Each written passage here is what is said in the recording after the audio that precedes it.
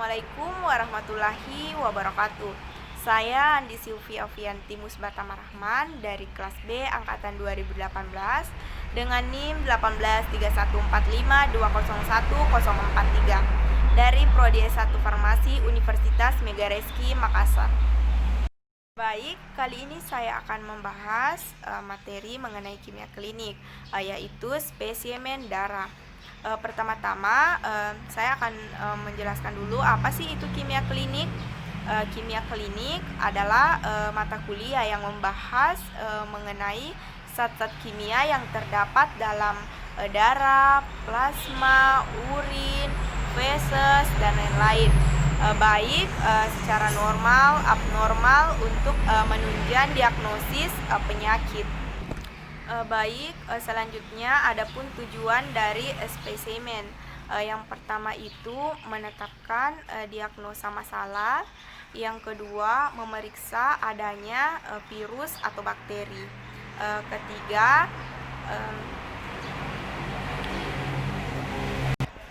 menilai respon pasien terhadap terapi yang dijalani. Adapun yang perlu diperhatikan dalam pengambilan spesimen. Yang pertama itu kapan waktu yang tepat. Kemudian yang kedua hindari obat jika itu memungkinkan. Kemudian yang ketiga itu postur tenang sekurang-kurangnya itu 15 menit. Baik, langsung saja masuk ke materi inti yaitu spesimen darah. Di mana kita harus mengetahui dulu apa tujuan dari spesimen darah ini. Nah, spesimen darah ini bertujuan untuk mendapatkan spesimen darah vena dengan tanpa antikoagulan dengan memenuhi semua persyaratan untuk pemeriksaan kimia klinik dan imunosetologi. Selanjutnya pemeriksaan spesimen darah. Bahan spesimen darah digunakan untuk yang pertama itu pemeriksaan hematologi, di mana pemeriksaan hematologi ini meliputi jumlah trombosit, jumlah leukosit, jumlah eritrosit. Selanjutnya ada pemeriksaan kimia klinik. Nah, pemeriksaan kimia klinik ini meliputi tes faal hati dan tes faal ginjal. Selanjutnya ada lagi tes imunologi dan sitologi. Tes ini meliputi Widal test. Kemudian yang terakhir tes parasitologi. Tes ini digunakan untuk penyakit malaria.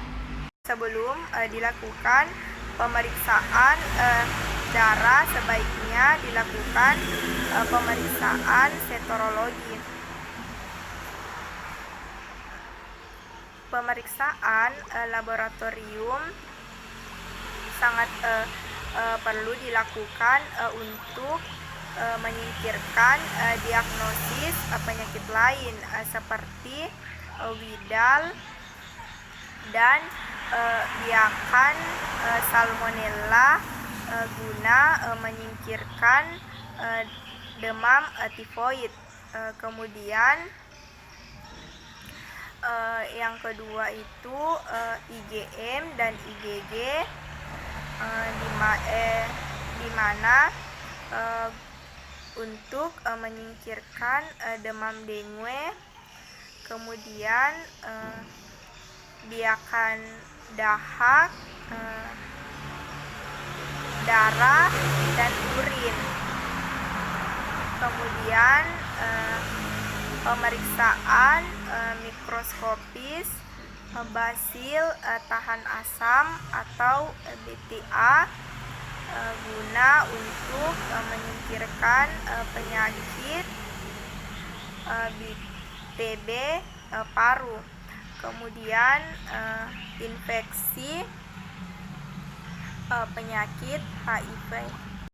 Baik, selanjutnya pada saat pengambilan spesimen darah, yang pertama darah biasanya merah vena, kemudian volume yang diambil itu 10 sampai 20 mili.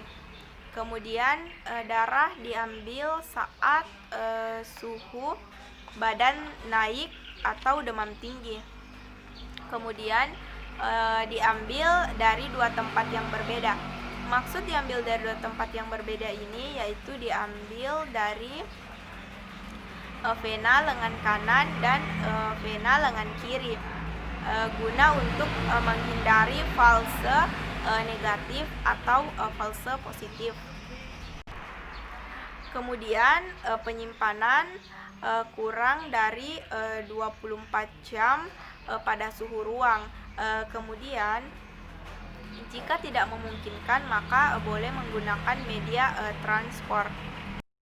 Pada pengiriman kurang dari 2 jam pada suhu ruang. Jika tidak memungkinkan dapat digunakan media transport. Selanjutnya yaitu sel darah merah pada wanita dan pria jelas berbeda. Sel darah merah pada pria itu ada 5-6 juta per mikroliter darah. Sedangkan pada wanita itu 4-6 juta per mikroliter darah. Sel darah putih normal itu berkisar 4.500 sampai 10 juta per mikroliter. Adapun jenis-jenis dari pengambilan spesimen darah, yang pertama itu pengambilan darah vena, kedua pengambilan darah perifer, dan ketiga pengambilan darah arteri. Di mana pemeriksaan darah vena ini meliputi SGPT atau serum glutamik piruvik transminain. SGPT ini bertujuan untuk mendeteksi adanya kerusakan pada hepatoseluler. Kemudian ada albumin. Albumin ini bertujuan untuk mendeteksi kemampuan albumin yang disintesis oleh hepar. Kemudian ada bilirubin, di mana bilirubin ini bertujuan untuk mendeteksi kadar bilirubin. Kemudian ada hemoglobin. Hemoglobin ini bertujuan untuk mendeteksi adanya anemia. Kemudian ada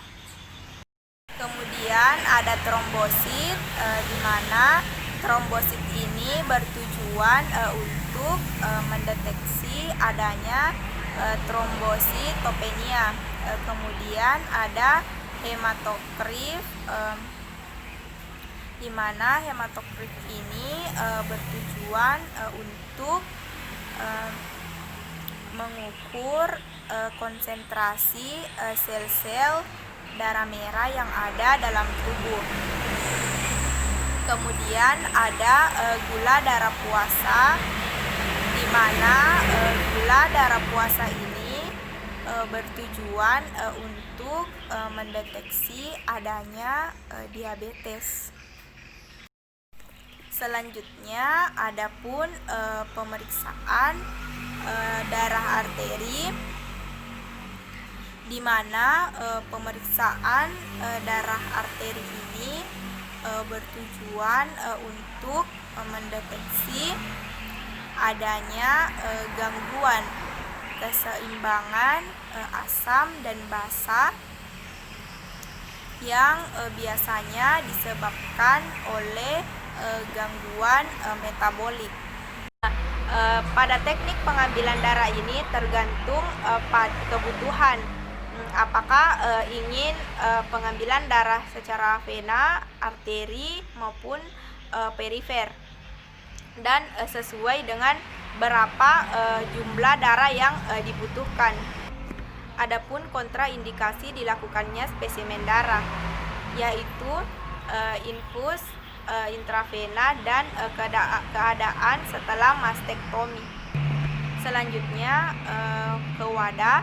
di mana wadah pada pemeriksaan untuk darah vena memerlukan wadah yang terbuat dari botol kaca. Kemudian untuk darah kapiler tidak membutuhkan wadah. Selanjutnya wadah kecil berukuran minimal 5 mili. Adapun alat yang digunakan di laboratorium untuk pemeriksaan spesimen darah. Yang pertama itu ada laser darah, yang kedua ada jarum dan spoid, yang ketiga ada pipetoma, dan keempat ada hemositometer.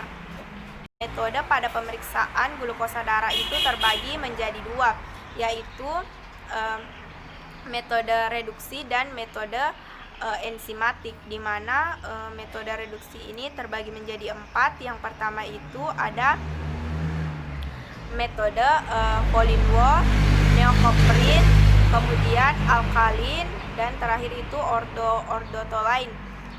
Kemudian pada metode enzimatik itu terbagi menjadi dua, yaitu metode heksokinase dan metode glukosa oksidase. Ada beberapa macam pemeriksaan glukosa darah. Yang pertama itu glukosa darah puasa, yang kedua glukosa darah acak, yang ketiga glukosa darah 2 jam setelah makan. Adapun nilai rujukan normal pada glukosa darah. Pada pemeriksaan gula darah sewaktu pada dewasa, serum dan plasma kurang 140 mg per dl. Pada darah lengkap kurang 120 mg per dl. Kemudian pada pemeriksaan gula darah puasa, pada plasma dan serum 70 sampai 110 mg per dl. Kemudian pada darah lengkap 60 sampai 100 mg per dl. Kemudian pada pemeriksaan gula darah 2 jam setelah makan kurang 140 mg per dl. Dan pada TTGDO atau tes toleransi glukosa darah oral, yaitu 200 mg per dl. Pada pemeriksaan glukosa darah terbagi menjadi beberapa. Ada pada pemeriksaan glukosa darah puasa, di mana berpuasa selama 10 sampai 16 jam pada malam hari. Kemudian pengambilan sampel pada pagi hari. Setelah itu didiamkan selama 30 menit. Setelah didiamkan, kemudian sentrifus, kemudian plasma atau serum, dan terakhir yaitu autoanalyzer.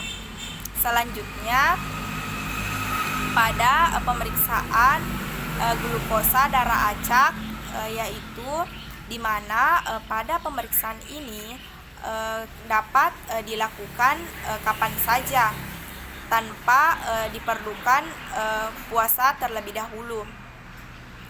Kemudian adapun pemeriksaan 2 jam setelah makan, di mana pengambilan sampel diambil setelah 2 jam setelah makan.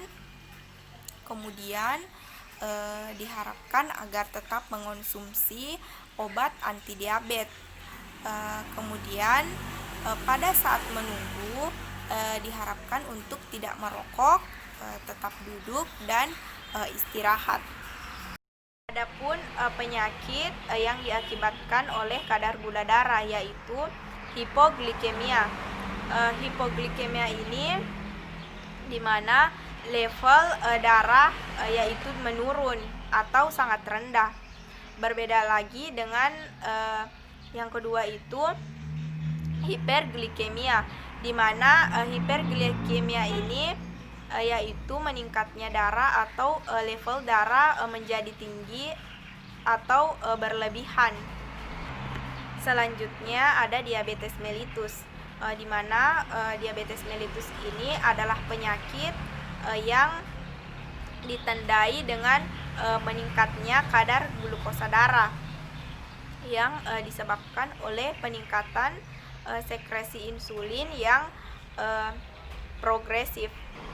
Adapun faktor yang menyebabkan diabetes mellitus, yang pertama itu biasanya dari riwayat keluarga, kemudian merokok, hipertensi. Diabetes mellitus terbagi menjadi dua tipe, di mana diabetes mellitus tipe 1 dan diabetes mellitus tipe 2.